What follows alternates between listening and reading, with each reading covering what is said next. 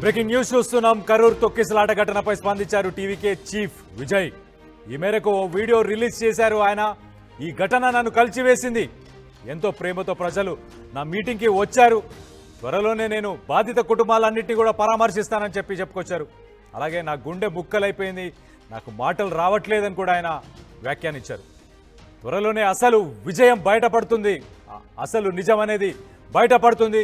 ఇలాంటి ఘటన కరూరులోనే ఎందుకు జరిగింది అని చెప్పేసి ఆయన ప్రశ్నిస్తున్నారు. అలాగే హాస్పిటల్లో ఉన్న వారందరూ కూడా త్వరగా కోలుకోవాలని ప్రార్థిస్తున్నా. అలాగే ప్రజల సెక్యూరిటీ విషయంలో నేను కాంప్రమైజ్ అస్సలు అవ్వను. ఈ దుర్ఘటన జరగకుండా ఉండాల్సింది, కానీ మేము తప్పు చేయకపోయినా కేసు పెట్టారు. కావాలనుకుంటే స్టాలిన్ నాపై ప్రతీకారం తీర్చుకోవచ్చు అని చెప్పేసి మొత్తానికైతే ఆయన వ్యాఖ్యానించారు. ఆయన సోషల్ మీడియా మాధ్యమంలో ఒక వీడియో పెట్టి ఆ వీడియోలో ఆయన మాట్లాడుతూ చాలా క్లియర్గా చెప్తున్నారు. అసలు స్టాలిన్, నీకు నాపై రివెంజ్ తీసుకోవాలనున్నా నేను నా ఇంట్లో నా ఆఫీస్లోనే ఉంటాను, వచ్చి నువ్వు నా దగ్గర రివెంజ్ తీసుకో, నా మీదే కేసులు పెట్టు. అంతేకాని నా పార్టీకి సంబంధించిన కార్యకర్తలపై, అలాగే అక్కడ సోషల్ మీడియా టీం ఎవరైతే ఉన్నారో వాళ్ళపై మీరు కేసులు పెట్టకండి, ఆ లీడర్లపై కేసులు పెట్టకండి. నేను ఒక సెలబ్రిటీని, అలాగే ఇప్పుడు ఒక పొలిటీషియన్ని కాబట్టి నేను వచ్చినప్పుడు ప్రజలు నన్ను చూడడానికి దూరాల నుంచి వస్తారు. కానీ నేను ఒక సామాన్యమైన మనిషినే కదా, నేను ఎమోషనల్గా ఒక మనిషినే కదా. నేను కావాలని ఇలాంటివి ఎందుకు చేయాలనుకుంటాను?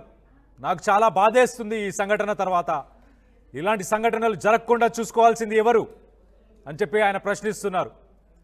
ప్రజలు సమాధానం ఇస్తారు, ఖచ్చితంగా నిజం బయటపడుతుంది. కరూరుకి సంబంధించిన ప్రజలు ఎవరైతే బాధితులు ఎవరైతే ఉన్నారో వాళ్ళందరినీ కూడా నేను పరామర్శిస్తాను తొందరలోనే. స్టాలిన్, నువ్వు నన్ను టార్గెట్ చేయి, నా మీద కేసులు పెట్టు, నేను నా ఇంట్లో ఉంటాను, నా ఆఫీస్లో ఉంటాను. అంతేకాని నా పార్టీకి సంబంధించిన లీడర్స్, అలాగే కార్యకర్తలు, అలాగే సోషల్ మీడియా టీం ఎవరైతే ఉన్నారో వాళ్ళని ఎందుకు టార్గెట్ చేస్తున్నావు?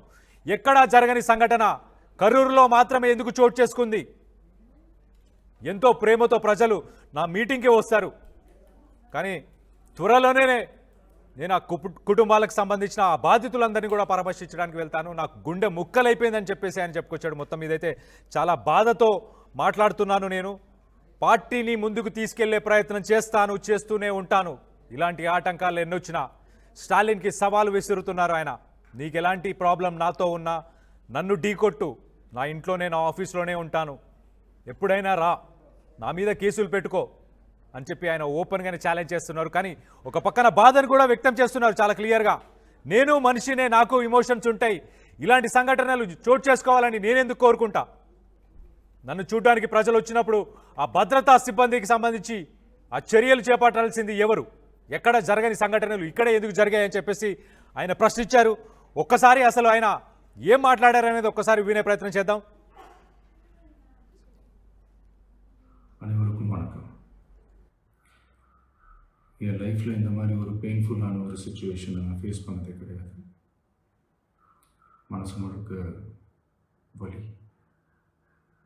வலி மட்டும்தான்.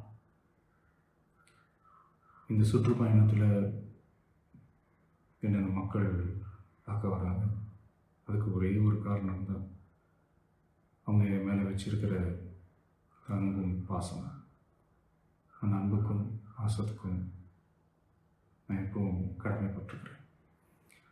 அதனால தான் இந்த சுற்றுப்பயணத்தில் மற்ற எல்லா விஷயங்களையும் தாண்டி மக்களுடைய சேஃப்டி, அதில் எந்த காம்ப்ரமைஸும் பண்ணிடக்கூடாதுன்றதுக்காக தான் அது என் மனசில் ரொம்ப ஆழமாக இருக்கும் அந்த எண்ணம்.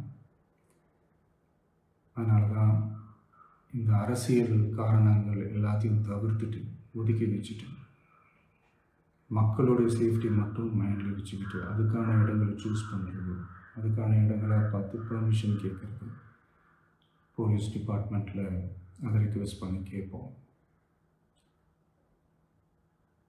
ஆனால் நடக்கக்கூடாதது நடந்துருச்சு. ஆனால் மனுஷன் தானே, அந்த நேரத்தில் அத்தனை பேர் பாதிக்கப்பட்டு இருக்கும்போது எப்படி அந்த ஊரை விட்டுட்டு என்னால் கிளம்பி வர முடியும்? நான் திரும்ப அங்கே போகணும்னு இருந்துச்சுன்னா அதை ஒரு காரணம் காட்டி அங்கே வேறு சில பதட்டமான சுச்சுவேஷன்ஸ், வேறு சில அசம்பாவிதங்கள், அந்த மாதிரி எதுவும் நடந்துடக்கூடாதுன்றதுக்காக தான் நாங்கள் அவாய்ட் பண்ணோம். இந்த நேரத்தில் சொந்தங்களை இழந்து தவிக்கிற இத்தனை குடும்பங்களுக்கும் என்னுடைய ஆழ்ந்த இரங்கலை தெரிவிச்சுக்கிறேன். எனக்கு தெரியும், என்ன சொன்னாலும் இது ஈடேயாகாதுன்னு எனக்கு தெரியும். ஹாஸ்பிட்டலில் ட்ரீட் பண்ணிகிட்ருக்கிற எல்லாருமே சீக்கிரமாக க்யூர் ஆகி வரணுன்றதை இந்த நேரத்தில் நான் வேண்டிக்கிறேன். கூடிய சீக்கிரமே உங்கள் எல்லாரையும் நான் சந்திக்கிறேன். இந்த நேரத்தில் எங்களுடைய வலிகளை, எங்களுடைய நிலைமையை புரிஞ்சுக்கிட்டு எங்களுக்காக பேசின அரசியல் கட்சிகளை சார்ந்த நண்பர்கள், தலைவர்கள் அனைவருக்கும் என்னுடைய நன்றியை தெரிவிச்சுக்கிறேன். கிட்டத்தட்ட ஒரு 5 மாவட்டத்துக்கு பிரச்சாரத்துக்கு போனோம். இந்த மாதிரி எதுவுமே நடக்கல. ஆனால் கரூரில் மட்டும் ஏன் இப்படி நடக்குது, எப்படி நடக்குது? மக்களுக்கு எல்லா உண்மையும் தெரியும். மக்கள் எல்லாத்தையும் பார்த்துக்கிட்டு இருக்கிறாங்க. கரூரை சேர்ந்த அந்த மக்கள் அந்த உண்மையெல்லாம் வெளியில் சொல்லும்போது எனக்கு கடவுளே நேரில் வந்து இறங்கி அந்த உண்மைகளெல்லாம் சொல்கிற மாதிரி எனக்கு தோணுச்சு. சீக்கிரமே எல்லா உண்மைகளும் வெளியில் வரும்.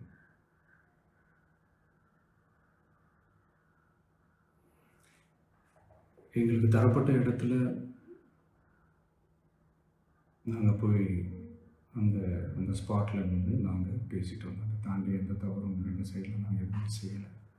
பட் இருந்தாலும் எங்கள் கட்சியை சேர்ந்த நிர்வாகிகள், தோழர்கள் மேலே எஃப்ஐஆர், அது மட்டும் இல்லை சோஷியல் மீடியாவை சேர்ந்த நண்பர்கள், தோழர்கள், அவங்க மேலே எஃப்ஐஆர்லாம் போட்டு பிடிச்சிட்டு இருக்கிறாங்க.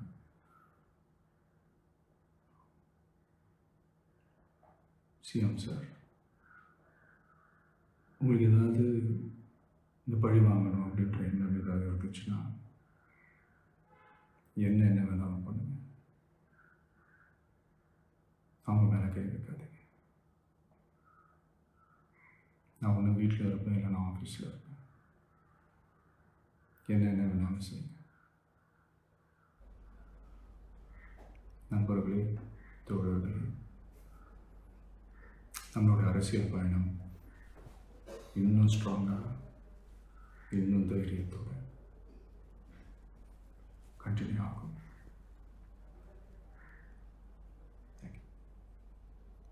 సీఎం సార్, మీకు కావాలంటే నేను మా ఇంట్లోనే మా ఆఫీస్లోనే ఉంటారు. మీరు ప్రతీకారం తీర్చుకోవాలి అనుకుంటే నా మీద ప్రతీకారం తీర్చుకోండి. అంతేకాని నా పార్టీకి సంబంధించిన లీడర్లపై కానీ అలాగే కార్యకర్తలపై ఎలాంటి చర్యలు తీసుకోకండి. కేసులు అక్రమంగా పెట్టారు. మేము ఎలాంటి తప్పు చేయలేదు. నన్ను చూడడానికి నా అభిమానులు ఎంతో దూరం నుంచి వస్తారు. కానీ ఇలాంటి సంఘటన కరూరులో మాత్రమే ఎందుకు చోటు చేసుకుంది? నాకు చాలా బాధేస్తుంది.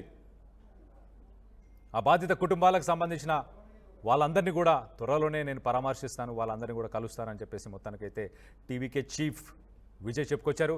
దీనిపై మీ అభిప్రాయాలు ఏంటి అనేది కింద కామెంట్ రూపంలో తెలియపరచండి.